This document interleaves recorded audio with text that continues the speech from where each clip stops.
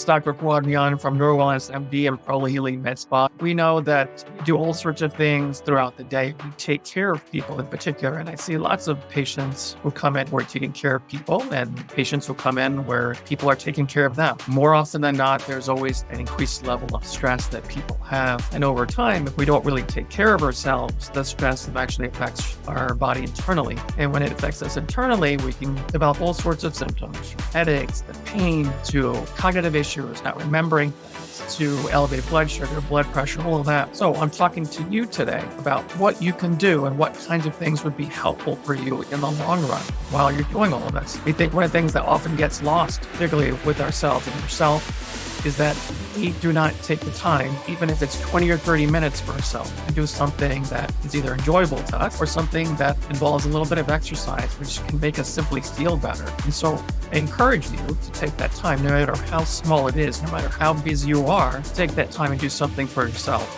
When I was training in medicine, one of the first things they tell you on the first day is find the time to eat and use the bathroom, because after today, nobody's going to tell you to ever do that again. I told that to residents as I was teaching them as well. But even now, I see many medical professionals, and whether they be physicians or people working in the medical field or even first responders or whatnot, who simply are too busy and don't take care of themselves. And inevitably, that's when they end up seeing me or they see another provider. So definitely encourage yourself to make sure that you're getting exercise, even if it's 15, 20 minutes a day, or even you can't even do that, maybe even 10 minutes a day. Find that time to do that. Find that time also to help you with your mindset. So thinking about things that you are grateful for. So practicing gratitude is really important, because if you're focusing on that positive and you're replaying that in your mind over and over again, it actually ends up really lifting up your energy levels. And also it allows you to tackle your day much easier than if you were focusing on all the things that drive you crazy or make you feel down, or things that really affect you where you can't do or be your best for that particular day. So gratitude and exercise are two very important things that you can do as well. And another thing that I also recommend people to do, just with all the chronic aches and pains from that point of view, is consuming lots of fluids, water. People often